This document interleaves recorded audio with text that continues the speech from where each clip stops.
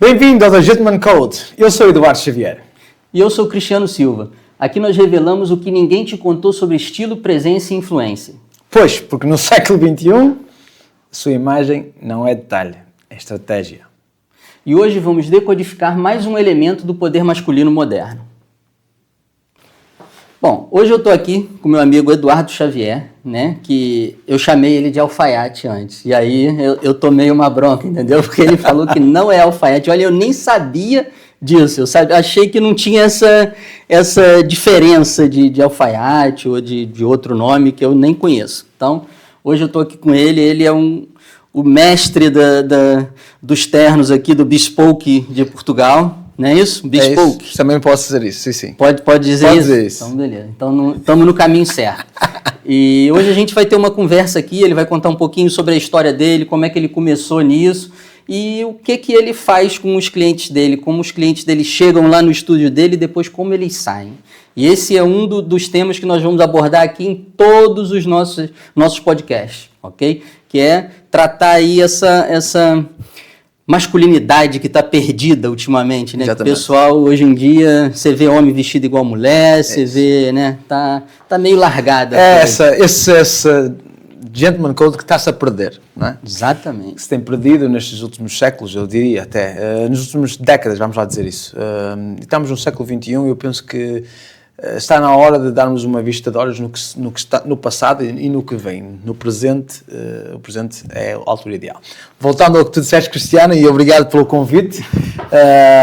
Este é um podcast que vamos, sim, retratar e falar, conversar, expor muitas partes do Gentleman Code e que eu sou muito apologista, não só disso, como também da elegância masculina.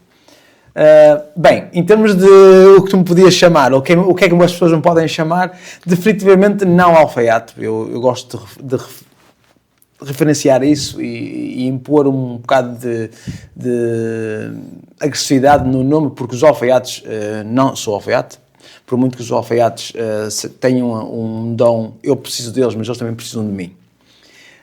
O termo alfaiate teria de ser para aquela pessoa que desde o início trabalha o poder de fazer o fato, ok? Vamos lá dizer que ele tinha... Mas deve ter muita confusão nisso aí, né, do muito, pessoal. Muito. O pessoal não tem muito essa ideia que o alfaiate é o cara só do corte. Que está mal. O alfaiate, o mestre alfaiate, tem que ser aquele que, à partida, tira as medidas, apresenta os tecidos, vai criar o teu modelo de acordo com as medidas que tirou, num tecido específico que tu escolheste. Depois vai poder cortar, e vai poder confeccionar e vai poder corrigir, e aí está o bespoke. Para ser corrigido um fato ou estruturadamente feito por uma pessoa, para usar o termo, se fôssemos falar na Inglaterra, em Savile Row, onde o termo foi criado, bespoke, teriam que haver no mínimo 4 a 6 provas.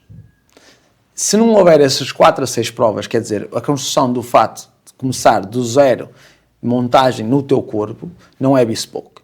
Seria um made-to-measure, um custom-made, mas não bespoke. Okay? Então esse termo, por acaso, eles estão a tentar proteger o termo para não seja deturpada a ideia do bespoke comparado com um fato que foi alterado. Ou, por sua vez, feito por um sistema, ou uma teoria, ou um processo diferente. Então, aí está. Agora, o que é que me podiam chamar a mim? Se vou buscar o termo de alfaiataria, eu sou um técnico de alfaiataria. Okay? Uma pessoa que consegue perceber os ins and outs, o que está por dentro, o que está por fora, como construiu, como se foi criado. Mas não sou só isso. Portanto, eu sou uma pessoa que, desde a ser técnico de alfaiataria, também conheço muito bem os tecidos, percebo muito bem a moda, a imagem. Então há um enredo que me ajuda a fazer um bocadinho mais do que um alfaiate, mas não só um alfaiate, quem me dera ser. Você chega a fazer os desenhos do fato? Sim.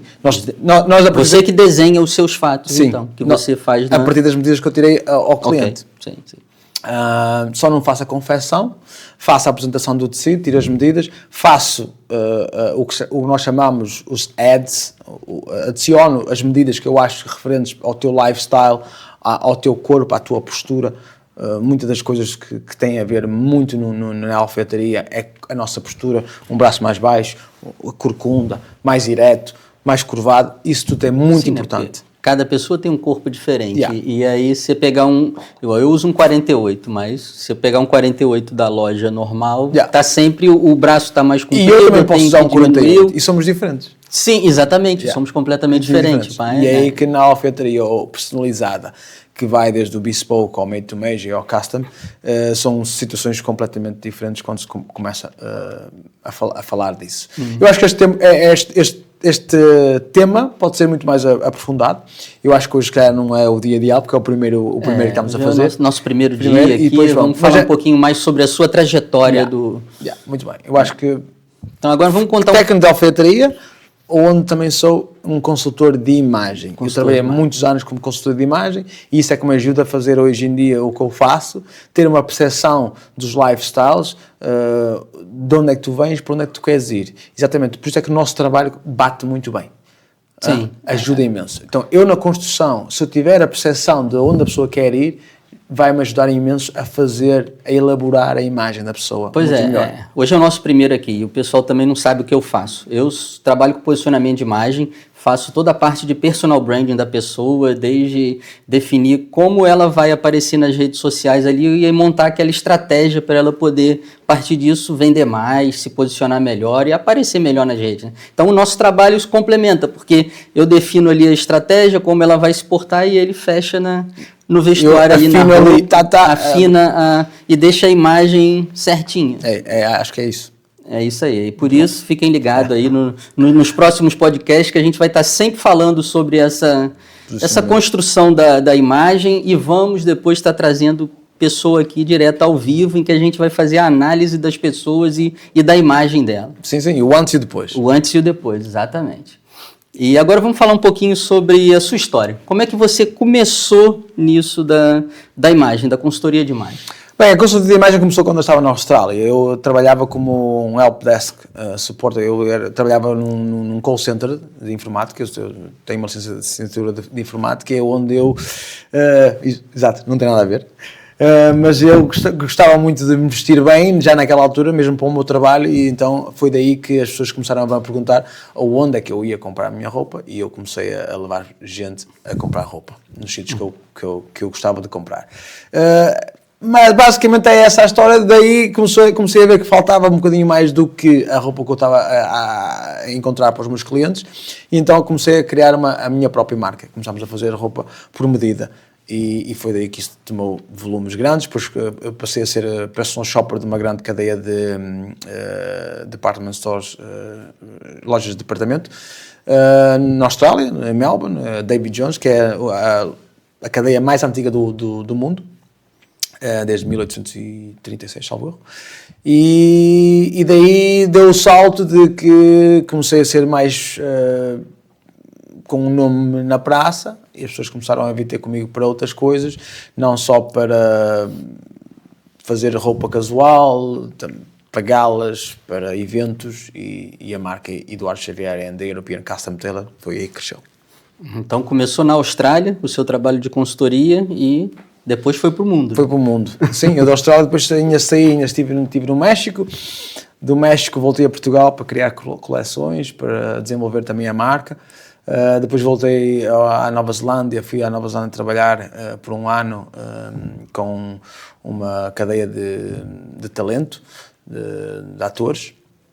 E trabalhei como part-time, que era necessário também perceber um bocadinho do mercado de luxo. Aprendi muito com a marca de canetas e de carteiras Montblanc. E aí aprendi muita coisa que me ajudou até hoje em termos de imagem e de consultoria também. Daí voltei outra vez à Austrália e eu fiquei lá mais 4 ou 5 anos, e depois daí fui para os Estados Unidos, abri o meu negócio lá. O Covid fez-me voltar a Portugal, e desde 2021 estou cá com a minha marca. Que bom, graças a Deus que ele voltou a Portugal, senão a gente não tinha se conhecido, e a gente agora já não estava aqui falando nesse podcast. É verdade. Então vamos falar um pouquinho agora sobre mesmo a vestimenta. Uma dúvida que eu tenho, em relação aos blazers e aos ternos e tal. Aham. Que eu vi o seu aí, você tem uma lapela mais larga. E se a gente for nas lojas hoje, 90% das lojas e dos blazers que a gente vê, a lapela é fininha. Uhum. E eu andei dando uma estudada também, né, sobre isso, e isso foi até uma forma que fizeram para, né, afeminar um pouco o homem, né? Fazer aquelas lapelas fininhas, aquela coisa mais... Porque a lapela, ela tem um motivo, né? E ela tem um porquê que ela é mais larga, porquê que ela é mais estreita, certo? Ou eu tô falando besteira? Não, tem muito a ver. Eu diria que, se formos a ver pela história, eu costumo basear-me na minha consultoria e em tudo que se fala da alfaiataria, 100 anos. E podemos andar 100 anos para a frente. E sempre que andamos para a frente, trazemos estes 100 anos connosco, ok? Porque desde 1920, a alfaiataria se tornou-se um ponto de referência na vida do homem. Em 1920, os fatos eram muito parecidos com o que está-se a passar exatamente neste momento, ok? E eu acredito que mais 10 anos à frente vai-se passar a mesma coisa que se passava em 1930, ok? E, por sua vez, talvez continue. Em 1920 era fininha as lapelas?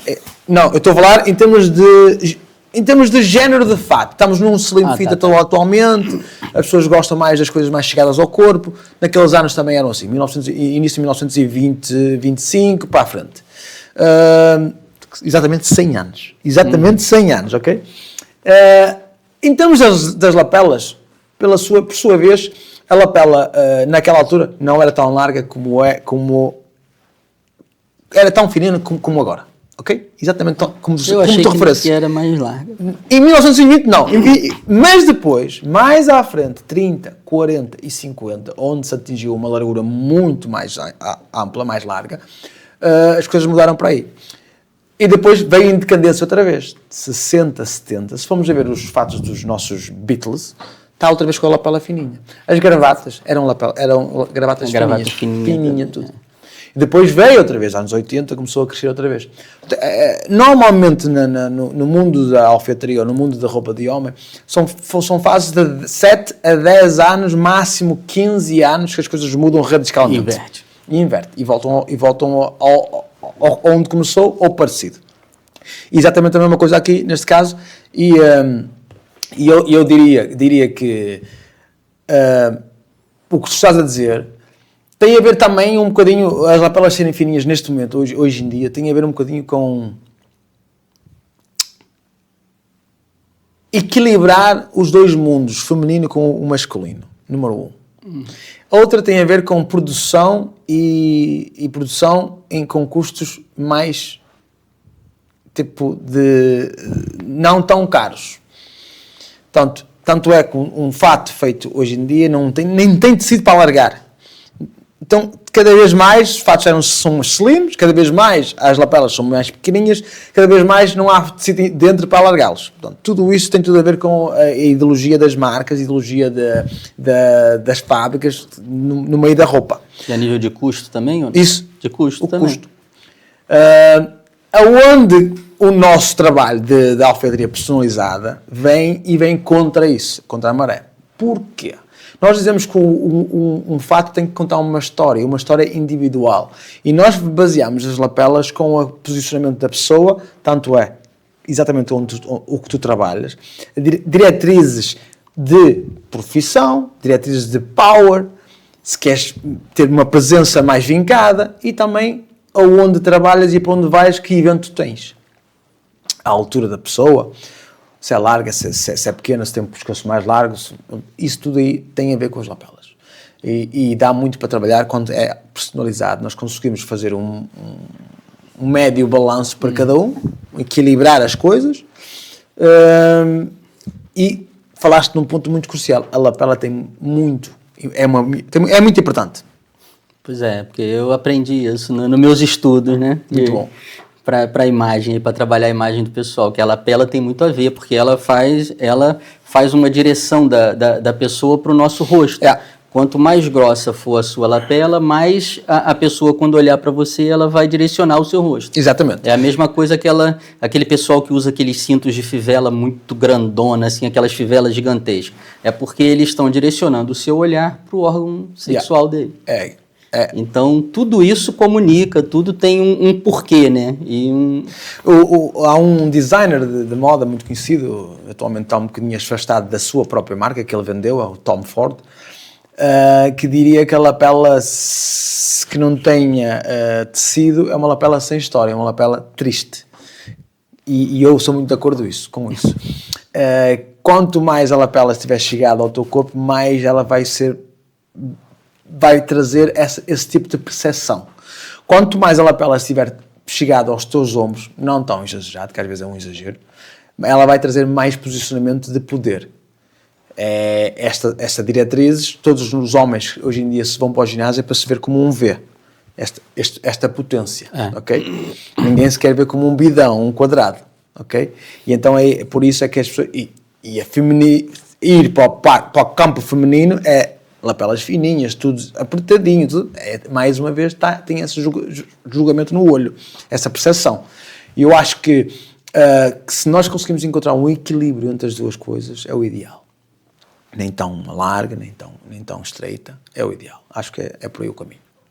Espetáculo, é isso aí. Eu ia falar era que antigamente as pessoas, quando o filho, né, ele estava chegando ali na adolescência, uma das coisas que significava que ele estava saindo da infância, entrando na adolescência, é que o pai levava ele para fazer o seu primeiro terno, né?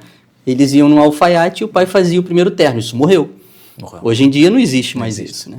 E eu acho que é uma coisa que agora a gente devia voltar a resgatar isso, né? E que a gente vai tentar resgatar aqui no nosso podcast do Gentleman Code, né? Que é trazer essa tradição de antigamente, né? De trazer a criança, fez ali 12, 13, 14 anos, está na hora dela ter o primeiro terno dela. E levar ela num alfaiate, num consultor de imagem, para ele poder criar e fazer essa transição dele da infância para...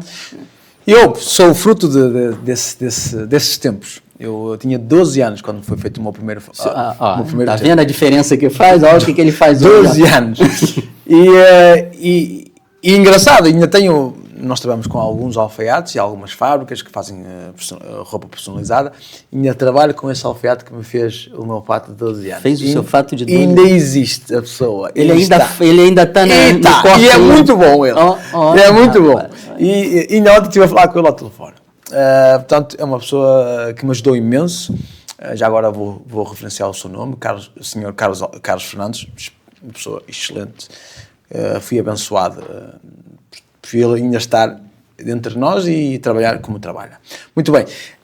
Eu acho que estamos na altura e o século XXI, acho que estamos na altura de dar um presente aos nossos filhos, aos nossos amigos, até mesmo aos nossos conhecidos que estão na idade de começar a vestir melhor para um emprego, para uma entrevista, para alcançar os seus objetivos empresariais, profissionais, até mesmo educá-los para se vestirem um bocadinho melhor do que estão vestidos atualmente, como o que se vê hoje em dia com os miúdos que estão na universidade, ou que saem, que vão sair com as namoradas, levá-las a um restaurante, mas bem vestidos, explicar o que é ser um cavalheiro, abrir a porta, trazer uns ramos de flores. Umas tradições que morreram, né, ultimamente. Ninguém dá valor a isso, dá valor... Que até as mulheres dão valor a que carro tens, que telefone é que tu tens, que marca tu compras, mais ou menos isso. Quantos seguidores tens no Instagram?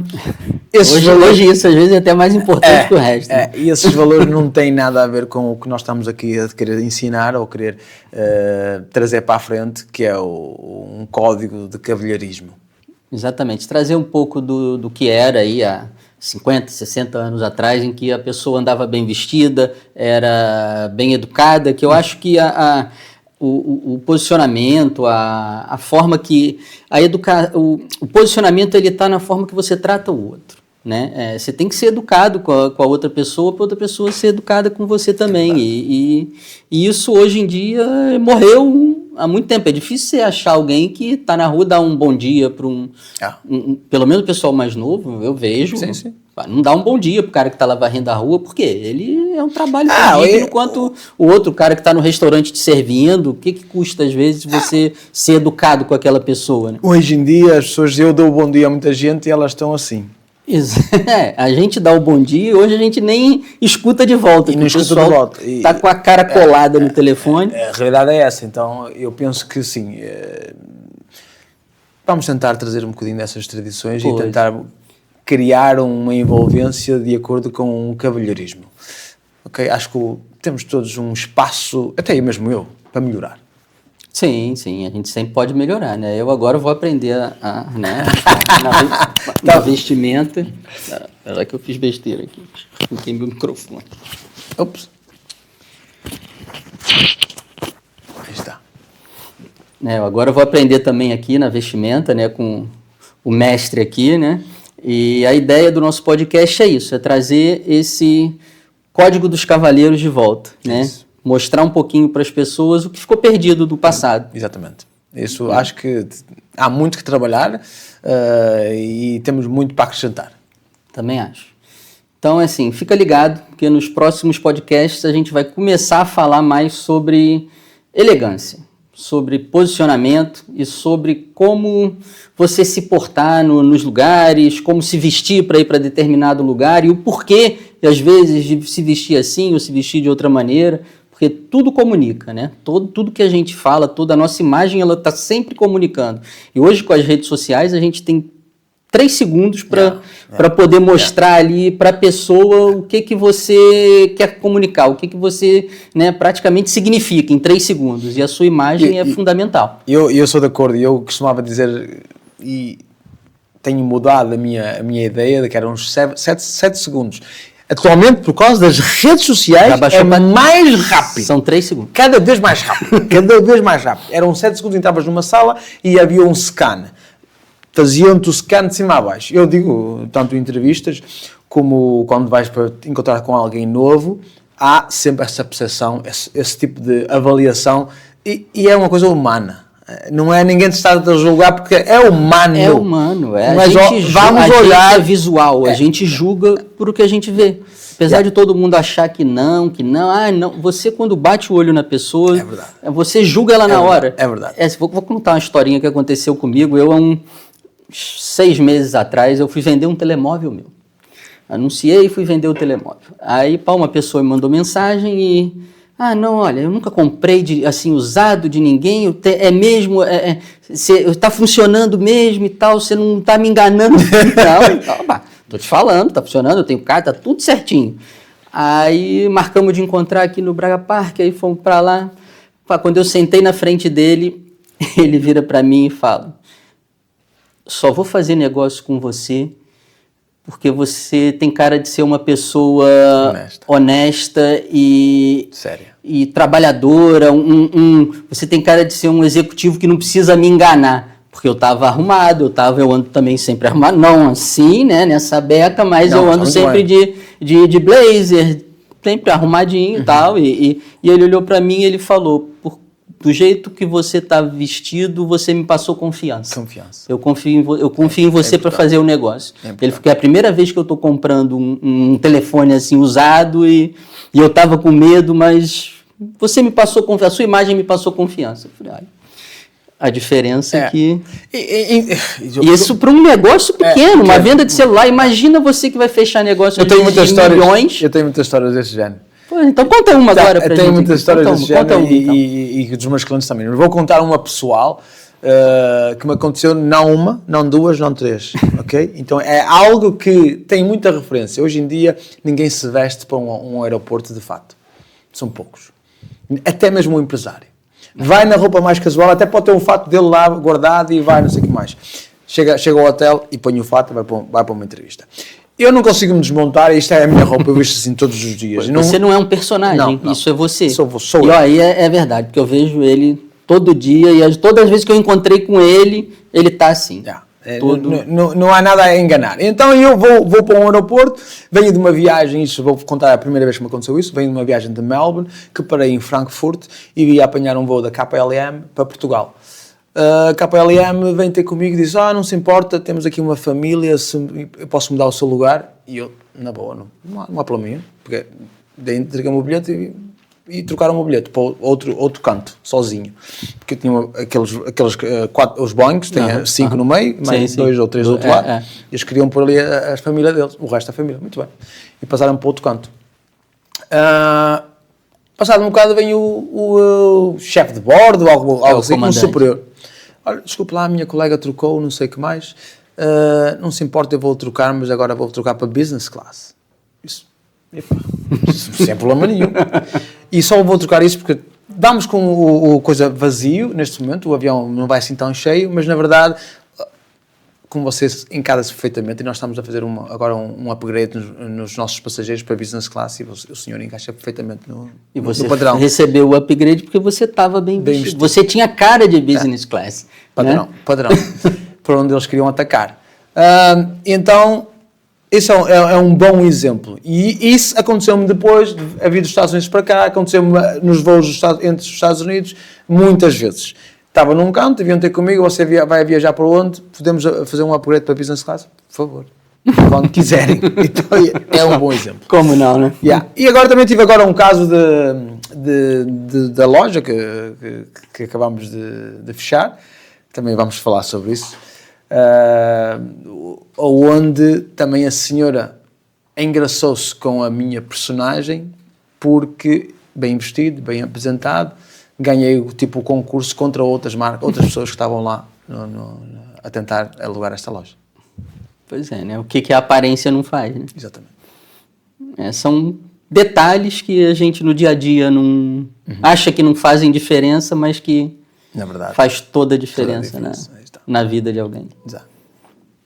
Bem, estamos terminando agora esse primeiro podcast nosso, que a gente teve a conversa aqui com o Eduardo. O próximo já não vai ser aqui, vai ser no espaço dele, né? Lá no estúdio dele lá. E aí a gente já vai inverter aqui a conversa, porque esse podcast vocês vão ouvir sempre a gente falando, conversando sobre os temas que a gente trabalha.